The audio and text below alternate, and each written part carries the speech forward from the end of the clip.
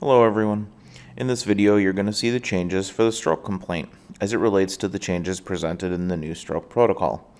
As you've already learned, the stroke protocol has had significant changes, therefore the documentation must also reflect them. We've also taken this opportunity to use some features we have not used in the past, particularly the wizard feature in the chief complaint section.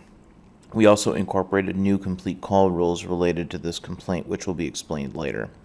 To begin, we're going to be using a trip that was previously created and filled out, except for the areas that we're going to be discussing. As we open this trip, it is for a call dispatched as a stroke. When we go to the subjective chief complaint section, we're going to search for our chief complaint, find stroke, and what we're going to notice is the difference here is that next to the complaint is the orange box. This orange box indicates it was built with a wizard. What does that mean? It's simple. When you use one of these complaints, it opens a dialog box with the associated questions that must be answered. In this case, it presents you with the new stroke assessment type BFAST, in addition to a final question referring to LVO status. Specific to the LVO status question, this tool is very handy with the exception of some of the limitations associated with it. Unfortunately, we can only ask questions that are yes or no, which is why it shows as LVO positive with the yes or no option, as opposed to LVO status being positive or negative. Once all the fields are complete, you saw that the duration pop-up, which is not customizable, can simply be canceled as it's not helpful with this specific complaint. Now this is where the rules begin to take effect. Because we selected the stroke chief complaint, there are fields that will now be required in order to complete the trip. These are found in the time section.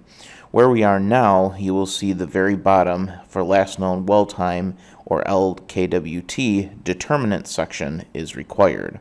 It will be simply asking, can you or can you not determine the last known well time?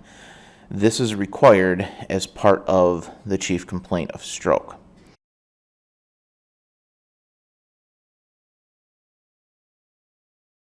If you can determine the last known well time, the system will then impose a secondary rule requiring the timestamp for what the time is determined to be. If you hit can't find, you will be able to manually enter the time or date, as we just did here.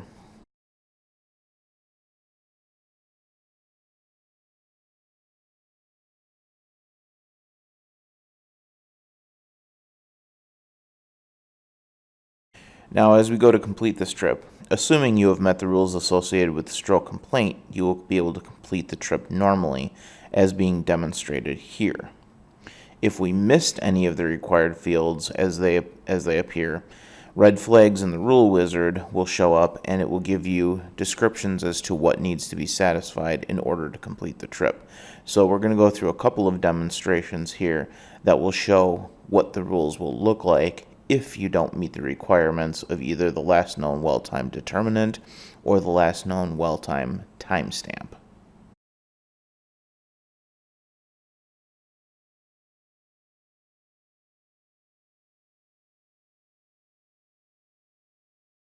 So this is indicating that we are able to determine it, but we didn't put the timestamp in.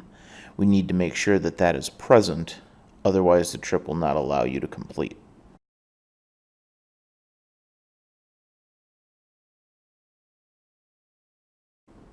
In this case, we determined that we were not able to determine the last known well time.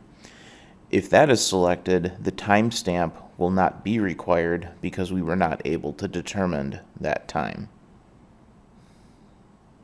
Now what happens if we don't put in any of them? This is what you will see.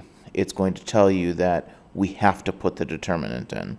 At a minimum, this is the one rule that will be required with the stroke chief complaint every time.